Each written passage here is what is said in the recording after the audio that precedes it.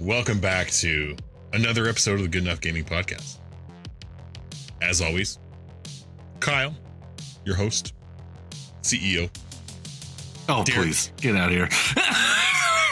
Daryl, creative director, DDR. Trevor. Howdy. Editor-in-chief, NWO. Oh. Jordan, head treasure trover, researcher, hostess with the mostest. I don't know if I should be offended or... And Esquire, DDR. This week's episode is entitled Love at First Fight. But it's not what you think it is. No. Because we all love games here.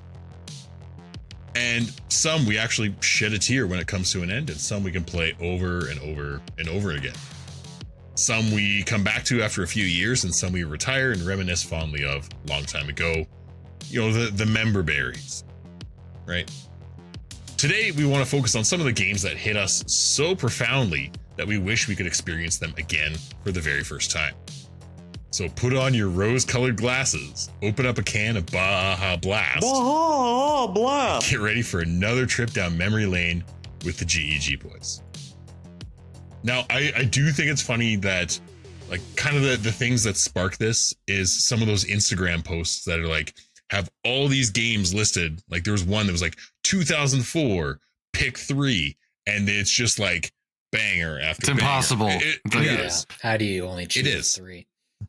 But we're Pick gonna your try. favorite child. Yeah. Do it, Kyle, quick. Flip a coin. Every parent has a favorite. Don't lie to us. They're not Love allowed them to. equally. I love them equally for different reasons. That's a very What a diplomatic political answer. answer. Well done. Oh shit. My salute knocked off my Your clown nose. clown. Kyle lost his clown nose. So anyways, Oh, wow. what a shit show. The amount of like nostalgia posts that we see now, and we talk about it constantly. There's games that we long for remakes of. And I know for sure there's games that if we could go back and experience again for the first time, we would like fall in love with it all over again. And some of those That's the magic. yeah, and we've gotten those wishes recently. I mean, Some of them. yeah, like Diablo 2 Resurrected. Oh, I've been putting a bunch of time into that, and it's like starting it over for the first time. The only difference, I think, is we live in this era of optimization. There's a lot more like build guides and here's step by step how to get to like whatever. And we didn't have that back then. We had that thick ass like guidebook for like $35 I love the guidebook. in the late 90s. It was like, so good. Jesus. They were awesome. Brady back then. Games. Yeah. Brady Games made some amazing guidebooks. Yeah. Yeah. So like that was our only optimization. But now it's different. You know, so there's some things that we really wish we could come back to and experience. I for the forget first the time. site that me and I wish I could remember. There was one website I used to go on when I was younger too with my buddy Trent, and we would like try and find like secrets or codes or Game Cheat Shark. CC. Oh, What's that? Cheat CC. Cheat CC. Cheat CC was one of them, but there was another one. I mean, even Nintendo Power back in the day used to have Yes, like yes. slight Yeah. guides Yeah. for things. I used IGN a lot back in its infancy too. They had a pretty good guide system when they first started. I don't know. I give it Now- a 7.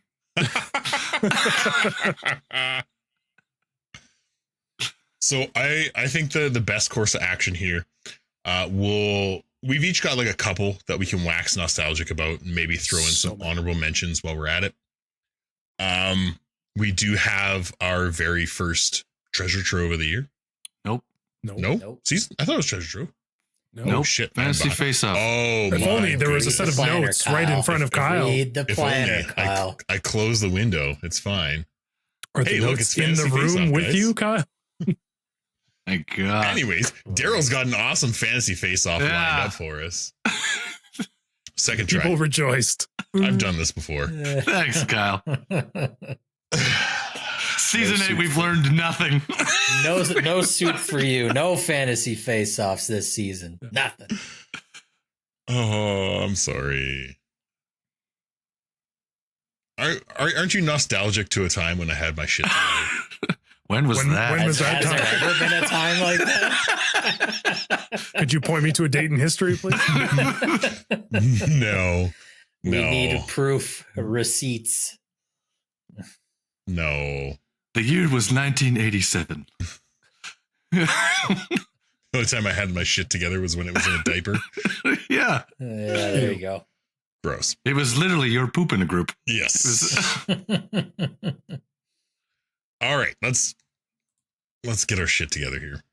After all that, I'm gonna go first because there's one that. So can break down the premise here again. Okay, we lost the plot there for a second. Oh my god, don't we always? So the premise of this is we're going to wax poetic. We're going to talk about a game that is near and dear to us from the past that we wish we could experience again for the first time.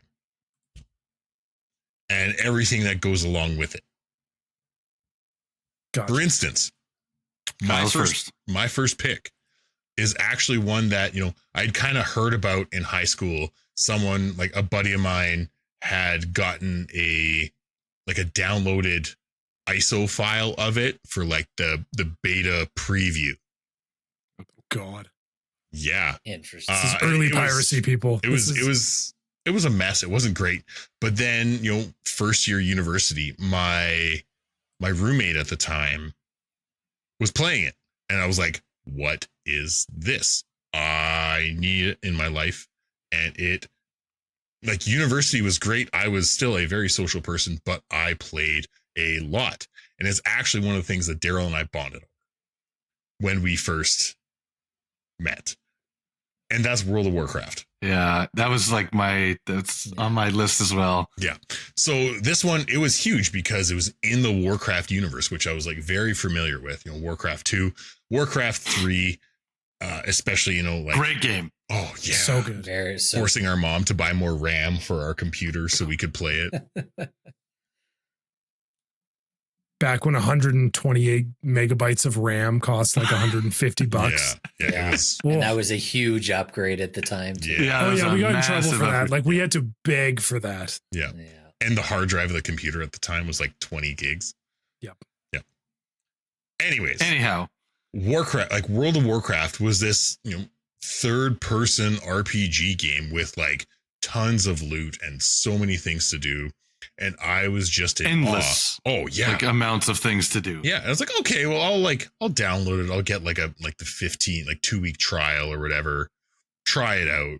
And I was like, oh, and just it kind of kept rolling from there. Daryl and I bonded over the first expansion, Burning Crusade. Yeah. We went to Future Shop, which was still a thing at the time. Midnight release. Love Future Shop, got our 4 packs of Full Throttle. Got a 27 JVCs each, I think. Yeah. Something stupid like that. JVCs that we were set for. Back when JVCs for anyone wondering, were like that's 98 cents a piece. Junior bacon cheeseburger from Wendy's. There you go. Yes, sir. Just in case. Yeah. Yes, sir. And I miss the days of like my 18-year-old stomach where I could just hoover anything. We ate like 4 of them and then put the rest of them in the fridge, and it was just like reserves. It was like burger meat and just like Gross. And so we played this game so much, and some of like the expansions too that came out with like Wrath of the Lich King and Cataclysm. Again, these were things that I bonded deeper with, not just Daryl, but a couple of like very, very close friends in Lethbridge, the United States, in Lethbridge. And do you remember like Smoo? Yes, Smoo and the boys. Yeah. And again, never heard from these people again, but we had this we were never met him in stupid person. Guild, and we made these friends from as hell. Like that was like the magic of early internet. Like, yes, there's a lot of scary shit and a lot of bad things, But like the people from like early World of Warcraft, they're like, we finally met 3 years later and we got married. Yeah, you know, Right? like Yeah, you hear a lot of those crazy how many People cool having things like came from in-game Warcraft. funerals for someone that passed away. Yeah. yeah, there was crazy stuff for that. It was, but like it was something that was more pure, right? It was There our like, Fortnite. Yeah. Well, to me- honestly, like for all the shit that we get Fortnite, you're right. Like that was our Fortnite. It was, and it was like to me, it was almost like our version of Pokemon Go, just in the sense of like there Except were instead people of going outside, you just stay in. you just stayed inside, yeah. But there were a lot of people that weren't gamers, but they were like, "What's this World of Warcraft thing that you're talking about?" Like, I had so many people asking me about WoW that weren't gamers because they just couldn't like comprehend what this living world was, and they were giving it a try on their own.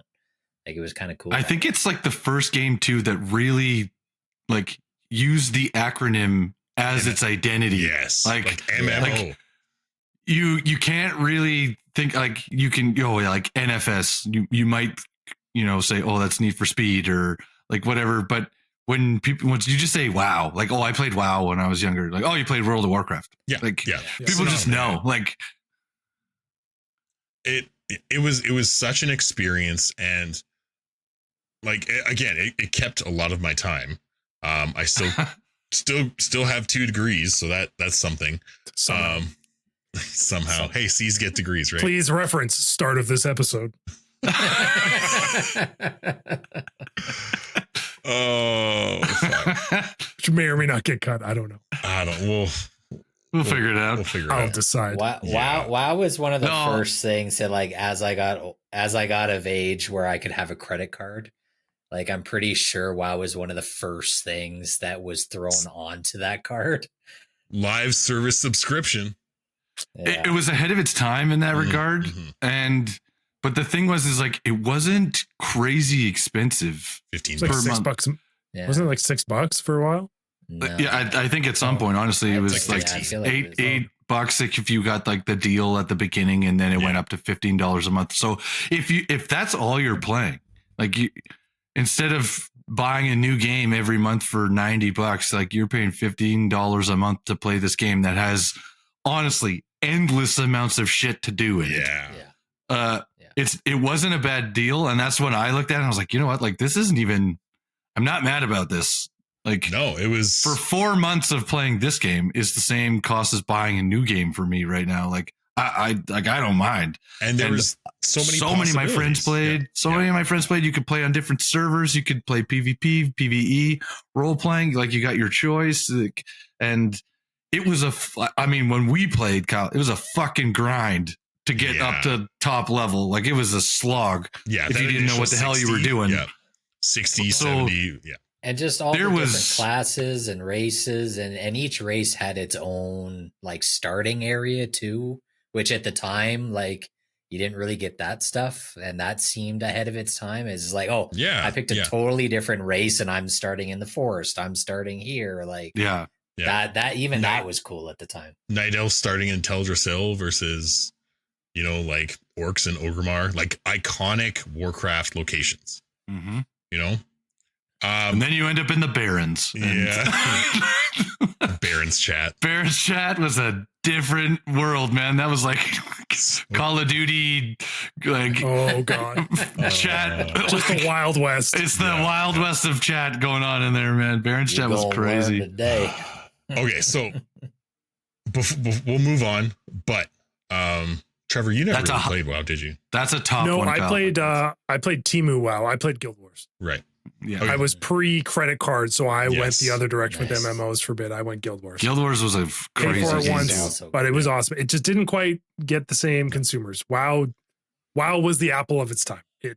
It like took all the consumers away, and everyone's like, if you're not playing this, like, what are you doing? I still have friends that play WoW. Like it's like that's crazy. It's still That's huge. crazy, It's man. crazy. Okay, so before we move That's on, wild. Jordan, Yes. tell me your favorite class from WoW, race and class. Oh God, I honestly don't even remember the majority of them, but But the one you played the most. like back then I was very much like barbarian type class, like give me the heaviest weapons possible.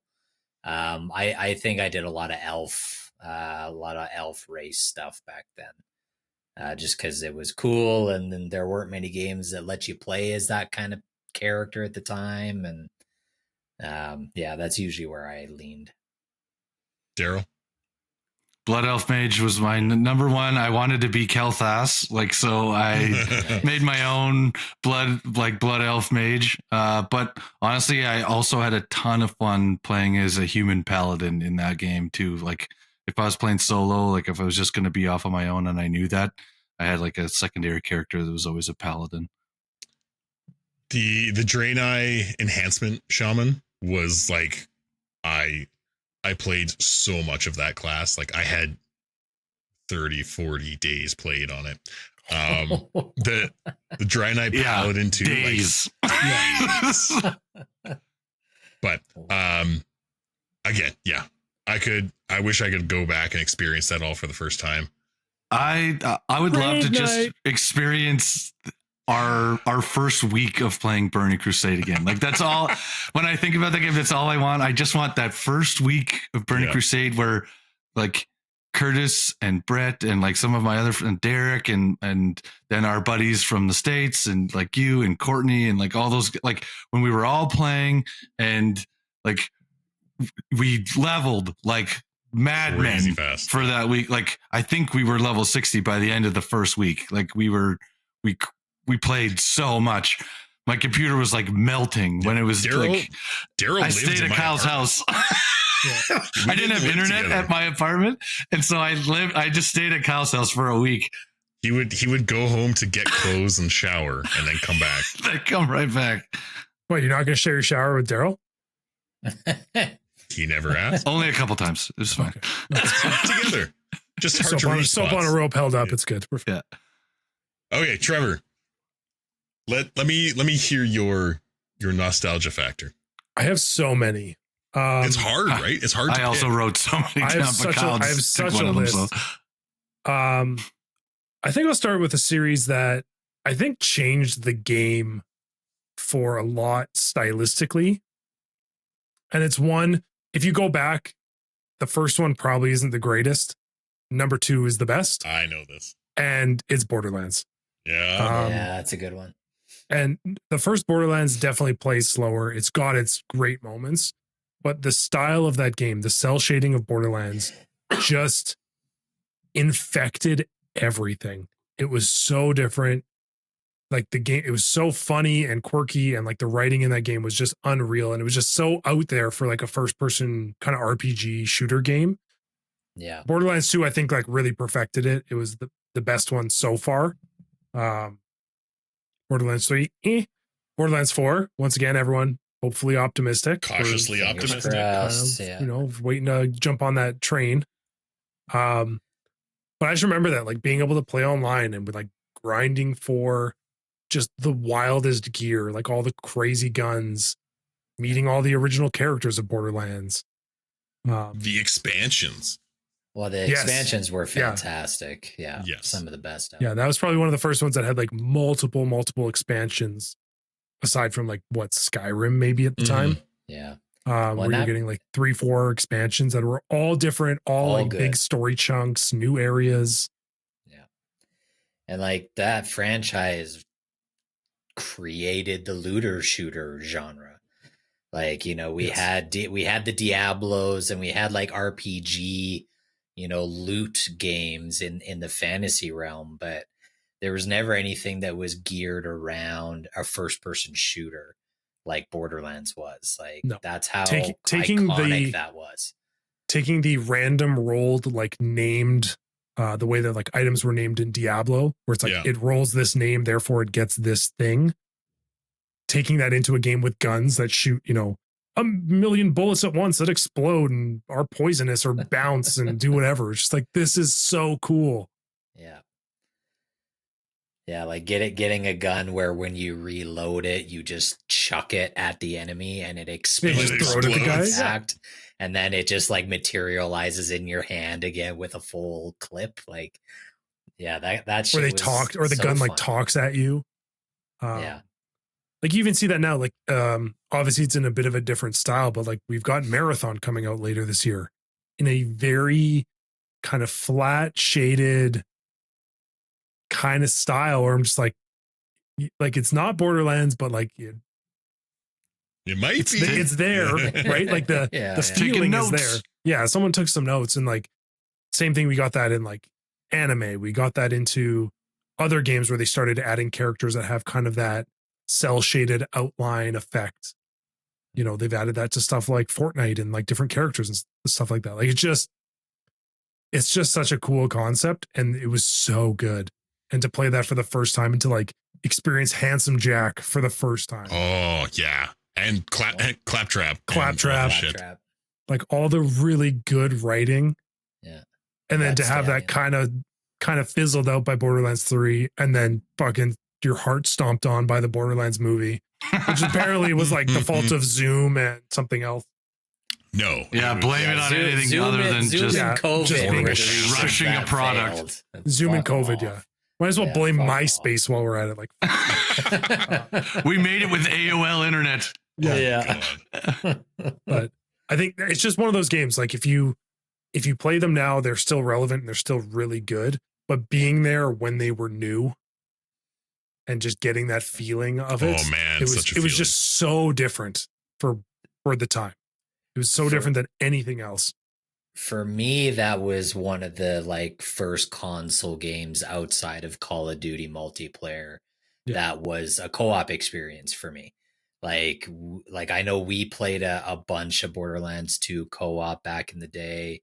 And it was really just like you had a group of 10 or 12 guys, and it's just like, all right, who's on tonight, who's available, and everybody hops on, and even bosses. The end game, like the end game stuff was great. You're trying to min-max characters and get the most optimized like legendary items that you could find, and then you have the loot keys, going to the golden chests, the golden chests in town there. Like, yeah, man, there's just so much of that game that was awesome, top to bottom. Really enjoyed it.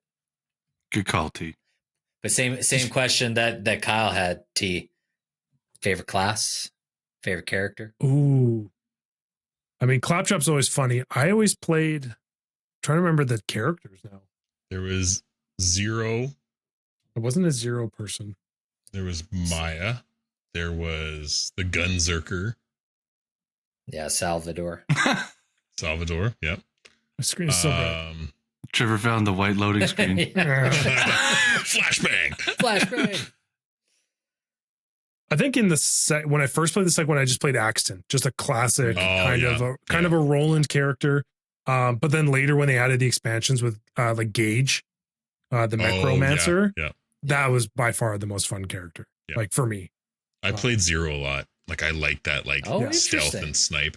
Yeah, kind of add that samurai. I would not peg you as a stealth and snipe character in most things, Kyle. Don't. But in that game, please. In that game where you can get shot a bunch, it doesn't matter. Right? Yeah, that's fair. But at a time, like you're saying, Jordan, at a time where your choices were Call of Duty, where it's pretty much multiplayer, shoot 'em up, Halo, Battlefield, same thing. Halo, which had like a story, but it's definitely more of like a guided, not much of an RPG type story. Yeah, it's pretty linear. And then same thing, your other options for like kind of a story-based shooter game were what, like Doom, like one of the previous remakes of Doom. Yeah, if it was still popular, there just wasn't as many. So I think, having that with all the crazy quests and stuff, like it was just such an unreal game at the time. Please, Borderlands 4 be good. Please. Yes, no kidding. Daryl, please hit us with that nostalgia.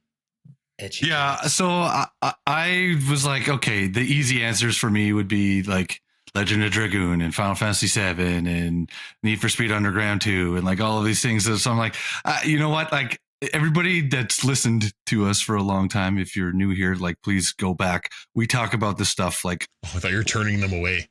No, just go get out of here. Like we talk about this like from a long time ago. Like I am pretty easy to read on some of the things that I like and I want to see more of. Still hoping for another Legend of Dragoon. But as I was going through this, like there was so many games, and one of them that like I think about all the time when I was younger, especially when I first started babysitting. One of the games that like stuck on my head, I was like, I wish I could go back and play Gran Turismo 1 all over again. Like that was one of the games that like one of the first games I got on PlayStation, which really kind of for me showcased what the PlayStation was capable of doing early on in its conception. And like I played a ton of Gran Turismo 1 to the point, you get to the end, and like that's when you get like some of the craziest cars. Oh man, what the hell is that company that only has the two cars? It's like the 6 and the 12. TVR, yeah, like you get the TVR 12 at at the end, and it's like I didn't even know that car existed before that game, and I loved cars. I got car magazines, like I was reading Car Digest and like stuff because I was building models with my dad and stuff, and just that was like the game where I'm like, oh wow, there's all of these other companies that have these sweet cars that I like. I'm so familiar with the American models of things and things that Hot Wheels makes, and now I'm like, holy crap, this Suzuki thing that they have that's just like supposed to be an off-road car that also is just an absolute terror on the track. Like this thing is so fast, like so cool looking. And then Daryl saw a Skyline for the first time. No, honestly, what got me, that game made me fall in love with the Acura NSX. Yeah, that was like the peak. Legit, I think that was the advertising car for that game.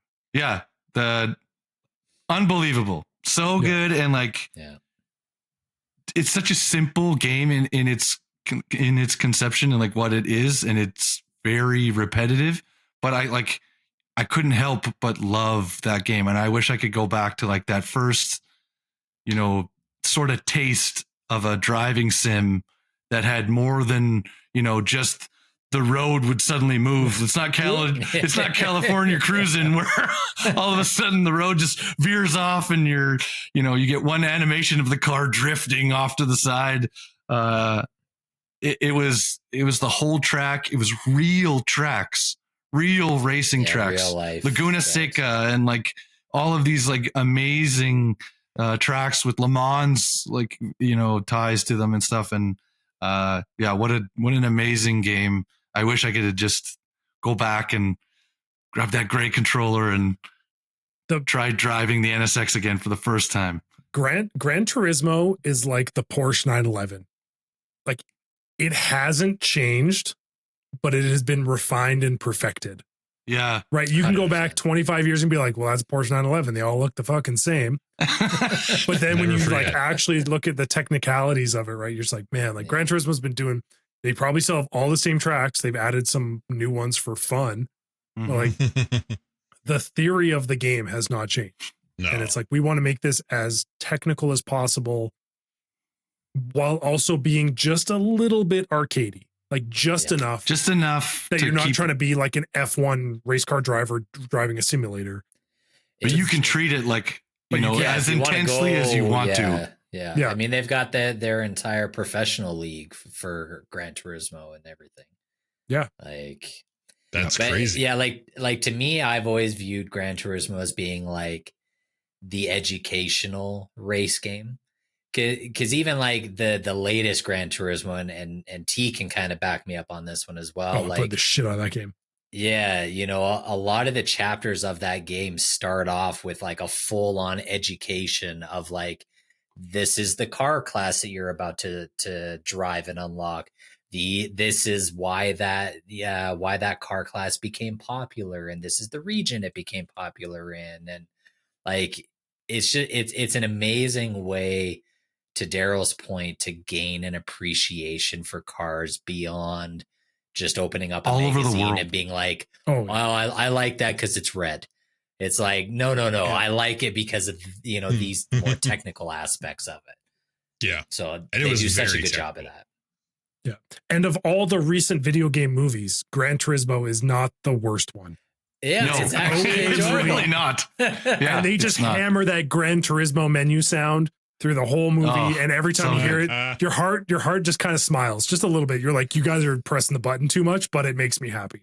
Yeah, They just like honestly continue to just do like such a nice service to car enthusiasts. Like, Oh yeah. They are just No a question. consistent franchise for PlayStation. And they, every time it's like you knock it out of the park. It's a great game. It doesn't change much. And you're not going to be like, oh my God, a crazy story shock. yeah, no, There's no twists. it's just driving. You just really gotta like just racing Surprise. games. Gran Turismo 8, you get sent to jail. Your cars get taken away. You have to come back and you have to race on the streets. With a Mazda Wait, Miata. this is Need for Speed Underground 2. For some reason, Dom Toretto shows up out of nowhere as a cameo Family. character. What the fuck? Oh my god. Yeah, It burst you out of honestly, jail. Gran Turismo is car. probably my most enjoyable car game with a wheel. Like I've played a bunch of them now Yeah. with the wheel and the seat, and Gran Turismo is just Had to so- throw that They're in all so there. jealous. That's not a disapproval head shake. I That is didn't mean that is a I jealousy. didn't bring it up because of that. Let me just humble Hey. brag about my wheel that I got here that I can drive these Oh, get on out of these here. games with. All I'm saying is they just like 1-to-1, they do such a good job of translating it to a gamer. And it feels Yeah. very authentic that way. And Daryl, I have told you so many times to come get the fucking wheel. So if you haven't used it yet, that's on you not now. on me. That's on you. You know where I live. You never steer another man's wheel. Never make touch sure you another wear man's gloves. radio. Okay. Just make sure you wear gloves. Safety first. Yeah, exactly. Yeah. Protection. Oh, That's what we God. ask for. Driving gloves for a driving sim. Okay. Jordan, round us out for the first round of nostalgia here. Okay. Well, the same thing as you. This was hard to narrow down, but I think I'm going to go with this one. It's kind of a double banger, but StarCraft, just the franchise of StarCraft, Yeah. Man. like kind of a similar experience to Kyle. Like, I got the StarCraft battle chest for the first one from Future Shop. I had shoveled snow and mowed grass, and I had $100. And I walked into Future Shop planning to buy a game. I had never heard of StarCraft a day in my life, but the artwork on the battle chest was cool as shit. And I looked at the back, and they had like the battle cruiser and Protoss zealots and everything. I was like, this looked cool, so I just bought it on That's a like, whim, oh man. and it was $100. Man, Yeah. yeah. When Mark brought up the Protoss vibe for the GameCon stuff, I immediately I was like, Oh, Jordan, what's Jordan? he gonna do? Oh man, I got so excited. Yeah, like I remember bringing it home, installing it onto the family computer. My oldest brother Nolan at the time was the only like other kind of gamer, and like we sat down beside each other and booted that thing up, and we were just blown away by the opening cinematics. Like you've got Terrans in the trenches. And then you see your first Hydralisk jump over into the trench, and you're like, this is blowing your fucking mind back then. And then, you got the expansion with Brood War that came out a couple years later. Yeah. Introduced lurkers and like so many different characters. the Ghost storyline, the Yeah. Kerrigan storyline, So good. Oh, like Blizzard cinematics. Like fuck. So Yeah. funny story about the Brood War expansion. We had a burned copy. yeah. like, I never even bought the original game. Both of mine were Before burned. CD keys Nice. existed or something. Yeah, I don't know we had- how we got that or who Burn 'em. gave that to you, but we had that for ages. I burned it from someone and it worked, and I was like, okay. Love it. It was Yeah. just again a different time. It Yeah. was a I different know- age, man. it's unfortunate like StarCraft 2 got so like clicks per minute like it became so optimized. But I think we've talked about this, and I think we've shared a couple things in our group chat. Like there's such an opportunity to do a new RTS, like real-time strategy game with fucking awesome graphics now. Oh man. Yep. Give me a new craft. Like just anything. Like we've been seeing, you always get kind of an Age of Empires remake. Like, oh no. Yeah. And like those ones, or like Civ. I mean, Civ's very different. Yeah, Civ's been around forever. Yeah. But to take something like StarCraft again, like in space, something really cool with these really cool factions, or even Warcraft again. I mean, they dropped the ball on that remake. Yeah. A good RTS, I'm in. Well, like the crazy StarCraft 3 with the crazy thing with customizable maps. We never got World of StarCraft, so they might as well just make StarCraft 3.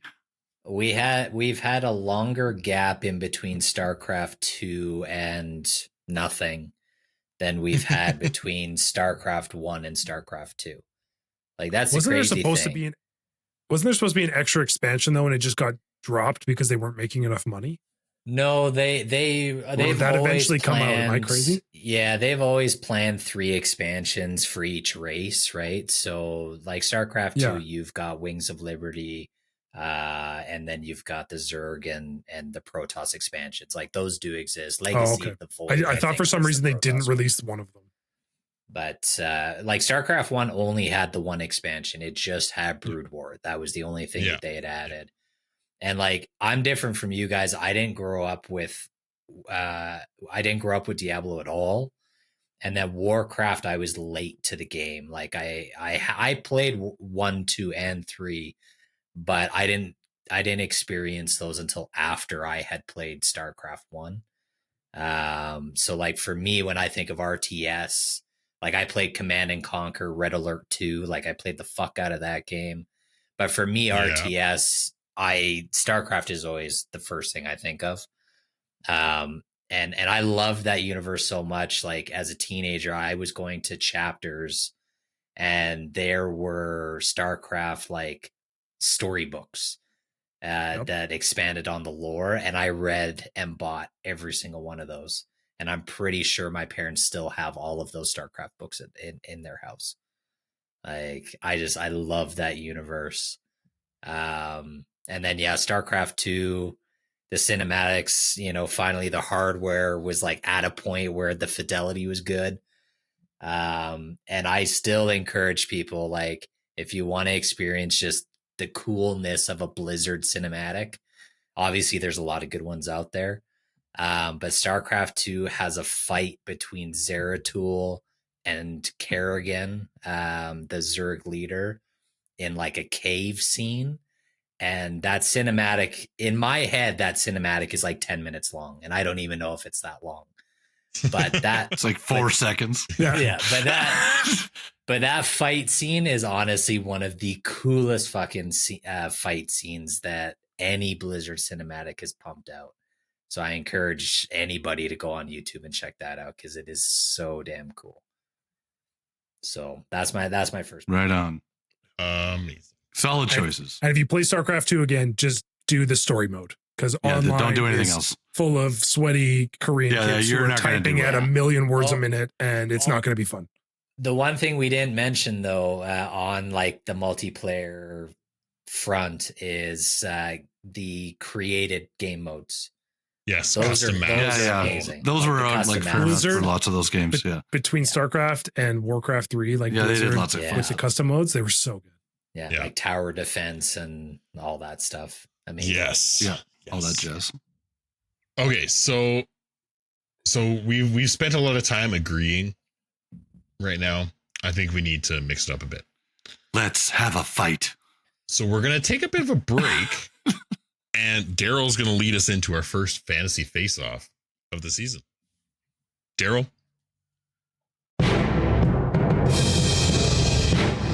Fantasy face-off.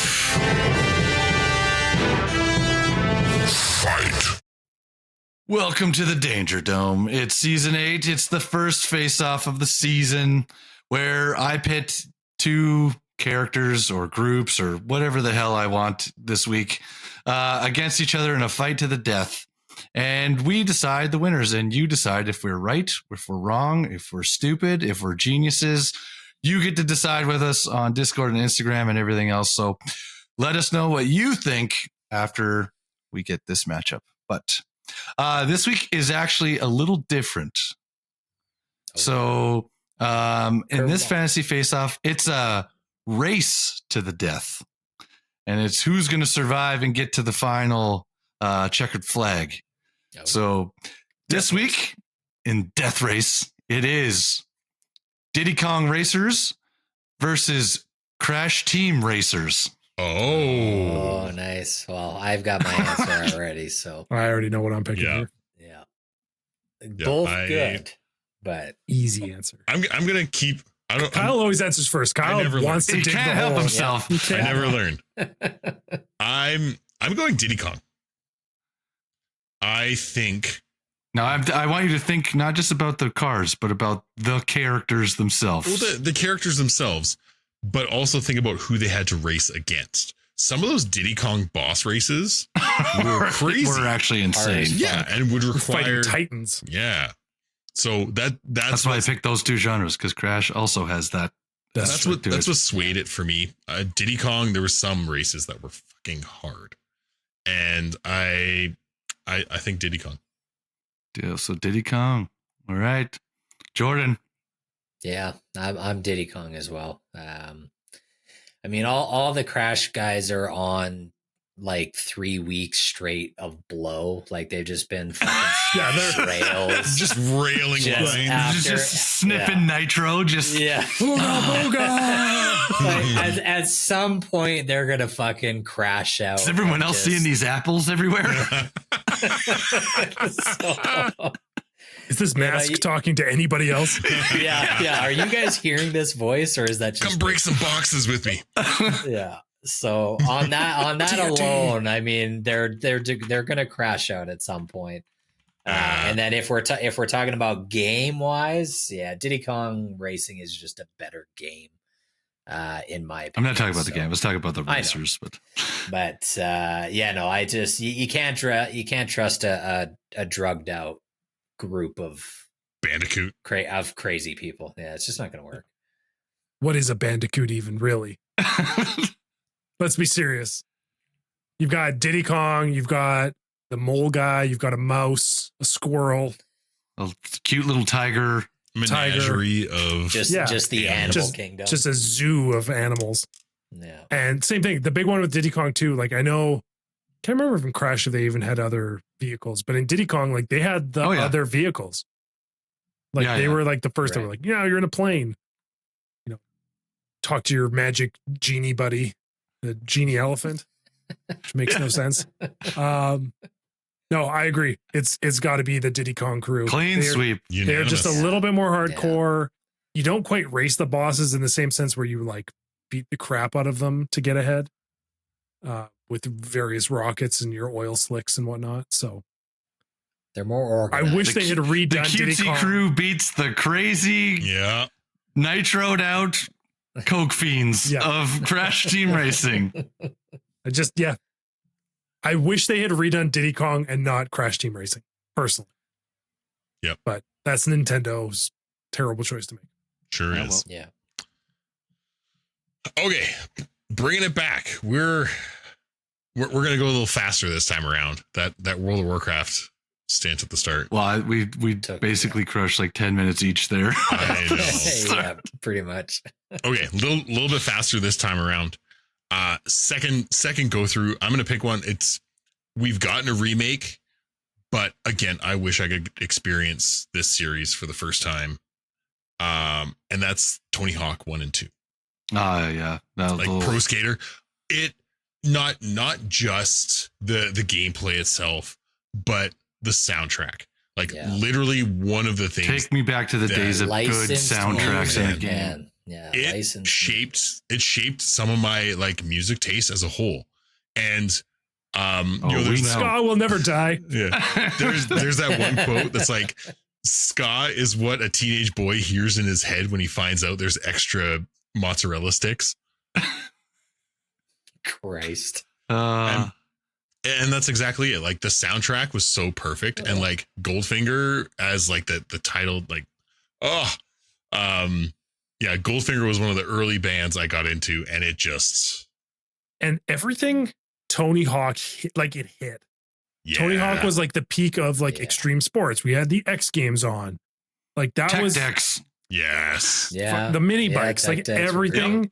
The world aligned, and Tony Hawk, like I think for a time, it was sort of like when Need for Speed and Fast and Furious kind of like intermingled for a bit, and everyone with like a fucking Honda Civic was plastic dipping their shitty Yep. hubcaps to be like, look how cool I am, right? Underglow Like, and shit. Yeah. It found that perfect moment of like the 90s, early 2000s, and it was just Skate culture. So, like, Yeah. but even the creation mode, like, and everything, and that was like so cool. What a great game! Good call. Yeah, Yeah. 100%. I'm so thankful that they remastered it. I'm curious and cautiously optimistic for 3 and 4's remaster. We'll see how it goes. There seems to be some changes with it, but I'll probably still play it. It'll still I'm be here a for good it. time, even for a couple hours. It'll be enjoyable. Yeah. Nice. Trevor, round 2. all right. This one's much more recent because we've been playing this with the boys, and I've been replaying this with my wife. Baldur's Gate 3. Yeah. There was Love that a game. moment Oh. in time when that game first came out, and it had some breaks, it had some problems. But there was a moment in time before the internet completely took hold of that game where everything was a did. mystery. Mm-hmm. Yeah. You were discovering things for the first time. You were making mistakes. You were learning the story, getting, dry humped by a bear, You were punting squirrels. kicking squirrels into trees. Man, that was so funny. Fucking And funny. just these unexpected, like the writing of that game was so well written, and like all of everything, the entire universe of it, of like decision making, like cause and effect of everything Yeah. was just so good. And it was like, this is your world to do whatever and make mistakes and learn from, and like learn the skills and abuse the skills and do whatever with. Yeah. And it's just like the epitome of D&D and Yep. and really showing what that could be. And I think from now on, like with any sort of these, like not necessarily like an RTS game, but a turn-based strategy style game, and especially anything in the D&D realm, will be compared to this game. Yep. 100%. question. It set the standard. Because it was And perfect. Yeah. Masterful. Yeah. And It is. well, not just that, like I when I wrote the intro, you talk about the games that you can play over and over again, like something that you can come back to. This is that quintessential game that I think about in that regard, where it's like, this is a game that has so much replayability because of how much your choices matter in the game. All the different You think a little bit of like the Fable times in how you can go back and make some different choices that affect your game. But this is like, there are real tangible experiences that you can completely miss or forego or open up based off of very simple choices and conversations. And that's what one of the things that makes this game so fucking great. And for It's anyone, so replayable. Yeah. for anyone who has played it and is thinking of replaying, or anyone who hasn't played it yet, Larian, after we've recorded this, Larian literally just released the final major update for this game that opened up new subclasses for every class. Yep. They did some final tweaks, and they just sent this game off with a bang. Like, go Yeah. play this game. Like, An amazing it's been a long studio. time. Like, my wife and I played Divinity 2 to like kind of get into how to play this, and that game's a bit of a slog. It can be tough. Yeah. It can be really It's a slow at bit times. rough around the edges. This to me makes me want to play more turn-based strategy games. Like, it is Yep. just that good. So good. And every another- character's hot. Let's be it's serious. another one of Everyone, those. no matter what you are into, there is a character for you. Yeah. It's another one of those games. When it came out at the time, there were non-gamers that wanted to play it because they had an interest in D&D, or they had an interest in like RPG tabletop stuff. But like Trevor said, it took over the internet and social media. What an incredible and gateway to D&D. Yeah. Yes. Yep. it is. I am Even so Jordan's happy. played I am Yeah, so happy endurance that it flavor. exists. It is going to be the best way for me to experience anything D&D related because I can see it play out visually in front of me. And that's like, I'm very thankful that game exists. Solid choice, T. Solid choice. Mm-hmm. I like it. Daryl. Okay, so for my second one, you guys have kind of talked about franchises, so I don't feel weird saying this one now. But I think of the games that I spent a lot of time playing that like didn't get enough sort of like appreciation maybe at the time, but were huge hits. And for that is all of the WWF, WWE, SmackDown series Nice. games for me are absolutely incredible. They're so good. The story mode in those are so fun and wild. And like when you finally got to like create your character and run through like a career mode with that. Yeah. Those are the games that took that to next, like THQ Nordic, like crushed those back in the day. Like they were so good, so creative, so funny, like so quirky, and then at times like mysterious and whatever. Like the old WWE, you just never really knew what you were gonna get. Like it was a mixed bag of whatever. But man, I friggin' love those games. Like they're so good. They're so fun. I remember the old ones where you found out that you could like run back up the ramp and you could fight like in the parking lot Yes. or like Yeah. in the backstage of the arena. Like that was, as a kid, that was mind blowing. Yeah, you're like, no way. Like, I can go out to the street and suplex this guy into a limo and the limo explodes.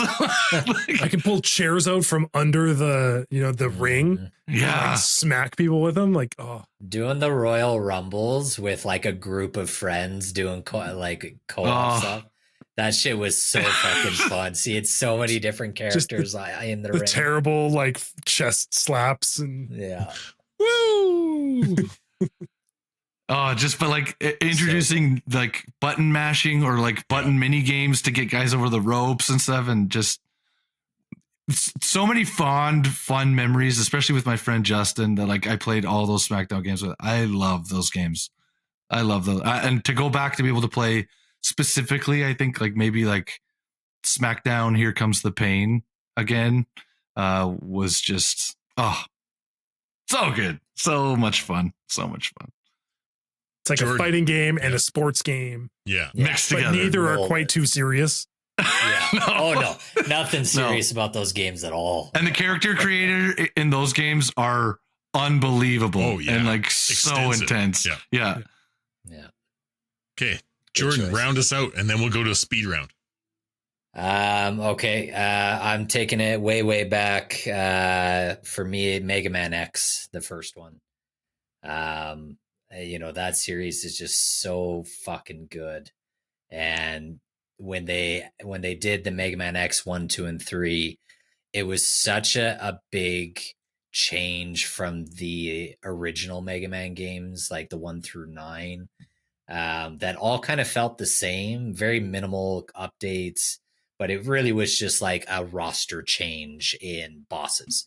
Like the bosses and stages were changed, but the rest of it didn't really move too much.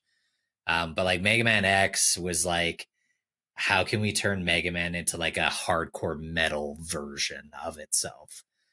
And it's like the put the name X on it. Yeah, like the music. X gonna give it to you. The music was incredible. Like they had so many different stages that had like crazy guitar riffs as the music for it that like I still listen to this day and they're still so good. And just the platforming and the combat mechanics were just like perfection. They had fine-tuned everything by then. And it was one of the first games for me back on the Super Nintendo where like there were secrets to unlock, there were gear changes, like the functional gear that you unlocked in this game was great. Like if you got the new helmet, you could headbutt through these walls that you couldn't before. If you got the chest piece, it gave you obviously more armor. If you got the upgraded blaster, you now had like a 3-stage charge to your blaster instead of just the 2-stage charge. And so like all of that stuff on the Super Nintendo just seemed like such a novelty. And it really encouraged you to replay stages to try and find the gear and the secrets and the heart upgrades for your health and everything. Yeah, that game is perfection. I can't count how many times I've played that again and again. So good. And yeah, the fact that we haven't had a Mega Man game like that in a very, very long time is criminal. Absolutely criminal. It's criminal. All right, Kyle, back to you. Okay. Round us out. What is it? Speed round, couple small ones. Modern Warfare 2, 2009. The OG. The original internet. OG. That was like peak gamering. Warzone, like COVID era Warzone. Yeah. Like if we could do that again for the first time. It's too COVID. Can we have another COVID? No. Fuck. No. Nuclear winter this time. Yeah. Dear God. Tiger Woods Golf 2004, Trevor. Oh, fuck yeah. Back when Tiger Woods Golf was a little bit arcadey and kind of wacky, right? But not quite Mario Golf, but not quite the simulator that it is now. Hot Shots Golf was better. But Kind of the same thing at that time. Yeah. Those are my three. Trevor, give me good ones. Give me quick ones. OG, Pokemon Red and Blue. You had to be there, living it as a child in the schoolyard, fighting kids for cards so that you could go home and say that you got your favorite Pokemon cards to match your characters on your Game Boy. Yeah. Nothing beat OG Pokemon craze, which is still riding high today. It kind of dips every once in a while, but it's back. It's gotten stupid with some of the like the Pokemon card stuff.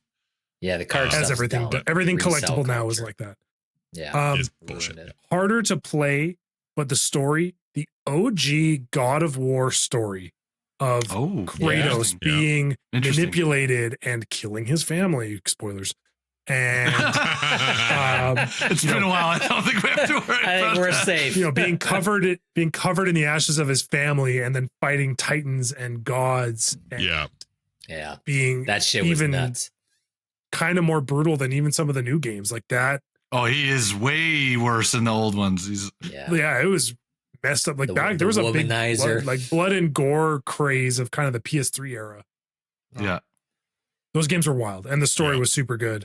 And then my other big one, since I just had to relive this game with my wife, was Ghost of Tsushima. Yep, like the opening credits of that game, you are so invested. Your horse constantly dies to the tears of my wife. But you are in that game. You are this samurai who is fighting for his country. Story. And that game is just gorgeous. Beautiful story writing. Amazing, amazing work. To experience that for the first time again would just be magic. Daryl and I still haven't recovered from the horse. We're still. No, I don't know if my wife. Will. You guys can talk about it. She'll weep with you. Yeah. Just group hug. Yeah. Deal. Daryl, speed round. Okay, so I have several. Mortal Kombat 9 PS3, revamping the whole story, getting a full reset. Okay. Unbelievable moment, crazy start to that story mode. That will forever stick in my head. I don't think I can ever get over that. What a cool moment. We don't give these games enough credit. Trevor's been playing one of the other ones. Roller Coaster Tycoon. Fuck the very first one. Yeah. Incredible game. Launch those people into space. To go back and play that for the very first time. Unbelievable. And to like stick with that theme, I can remember a lot of late nights playing the original Sims. Like on PC, which I kind of lean. Yeah, exactly. But there are two that that we've kind of talked about in the past, but I want to go back to the first opening scenes of these games and get, the first hour of story is what always like a good RPG hooks me into. So first is Grand Theft Auto Vice City. Unbelievable start to a game. It's on my list. Awesome game. And then the second one for me, that whole story it's part of my entire life and existence, is Batman Arkham Knight. So it's the Red Hood story. It is literally the Jason Todd Red Hood story, just retold with a different character, and that game is fucking incredible. It still looks so good on PC. If you replay it on PC, it still looks amazing. There's probably mods on PC too that make it look even better. Yeah, even without the mods, that game's 10 years old and still looks fucking incredible. And it's got everything that they learned from Arkham Asylum and City and put it into a game with like even better mechanics and abilities, and it's a masterpiece. It's a wonderful game. Yeah. Jordan, final words, last thoughts. Speaking my language, buddy. I mean, I don't know how anybody hasn't mentioned Breath of the Wild. I mean, that's got to be like one of the best games of all time, right? Jordan, you're to be fair, playing Breath of the Wild for the first time was pretty unique. It was cool, but not like I'm gonna come in my pants because it's incredible, like everybody makes it out to be. It's not that good. No, it was cool, but it was cool. Yeah. Greatest game of all time, IGN? I don't agree with you. I'm sorry. No, that's a terrible take. But anyway, come at me, haters. I don't care. Ocarina of Time. To me, that game, like when you come out, when you leave the forest, and all of a sudden, like they just open up the field to you to explore in any order and in any direction that you want to go. Like that hadn't happened in a Zelda game at the time, and that just like blows. Hadn't happened in like any game at the time. Game. I have to say everything was linear. Yeah, so like that game, amazing. Soundtrack was great. Fuck the Water Temple, I still hate it, but everything else was great. As any true gamer should feel. Correct. And then I've got so Daryl said Arkham Knight. I actually had Arkham City on mine. Okay. Also a wonderful game. Yeah, and kind of the same reason for as Zelda. Like Arkham Asylum was a pretty linear game, and it was just in the asylum. There was backtracking, but it was still quite linear. Arkham City, the intro, like you get up to a rooftop and your suit in like a capsule shoots down onto the rooftop. You get into your suit, and then it's like, okay, here's the city, have fun. And you're like, holy fuck, I'm in an open world Batman game. Yes, please sign me up. Like, yeah, it was one of the coolest moments as a Batman nerd for sure. I've got Grand Theft Auto Vice City as well. The amount of hours I played in that game. And it took my mom years before she knew you could have sex with prostitutes. And she tried to shut it down, but it was too late. We were already hooked at that point. And then the last one, what's that? You said you're hooked. You're hooked or hookered? Yeah, a little bit of both. And then the last one for me is an indie game I played back during COVID. Arise, A Simple Story. That game's story is beautiful. There's not a single word of dialogue spoken, but it is very heart-wrenching. That's Kyle's language. Yes. But beautiful music, beautiful story. It's got some really unique gameplay mechanics in it, but yeah, I mean, COVID probably played a little bit to do with my emotional well-being, but I cried like a baby at the end of that game. So yeah, that one got me. I'd love to experience that again. But that's it. I've got to say, there's like a small genre of those games, of these like 4 to 6 hour indie games that, you know, they didn't want to pay for voice acting, but they created these like incredible storylines with so little. Absolutely. And they're just so good. So good. Designed to make you cry. It's basically what they're meant for. Sometimes you just need a good cry, though, you know? Just I have one emotions fuel. podcast themed honorable mention that no one here mentioned. And we've talked about this. We're talking about the earliness of games, the infancy, the innocence, and the purity of games for fun. Fall Guys. Fall Guys. Yes. Oh my god! Like early Fall Guys. Pre-ruined Fall Guys with Before the podcast. that, It's also on my list. I was just like, man, we've talked about this lots in the past. I was trying to bring up new games from other episodes, but man, early Fall Guys Those was were so fun nights. Oh, But so good. Before epic. I mean, if you can still get a group of friends to play Fall Guys together, it's hilarious. Just It's you can't still care so about funny. you can't care about looking cool. No, Because not anymore. that No. costs money now. That but costs a lot of money. Yeah. God damn it, Epic. Why that did you game, do that game that? was So dirty. so much fun at the start, though. Nobody knew So about it goofy. either. Like, nobody understood Metatonic. what it was. it was free. and- It was just It was free. free, And then it hit yeah. the streamers and it went crazy. yeah, Yeah. great. Man, that great, game was hilarious. Yeah, great choice, T. I don't know if I've ever laughed so hard playing a game. Like when you're done and you're just watching Watching your buddies, your struggle. friends. Yeah. Yeah. Like How did you miss trying that? trying to champion Kyle on, just screaming at Kyle. It's okay, Kyle, you got this. You got this. Trying to get him a crown. Eliminated. Yeah, That first crown win was a big moment, though. That was It's hype. good. It's like your Yeah. first Warzone win. It just like your heart's racing. You're like, this is just a video game, but like it's I got this. getting you. Yep. Good.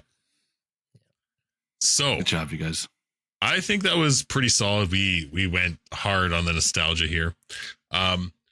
Folks, we're gonna make this a clip for sure. But do you have a game that you wish you could experience for the first time?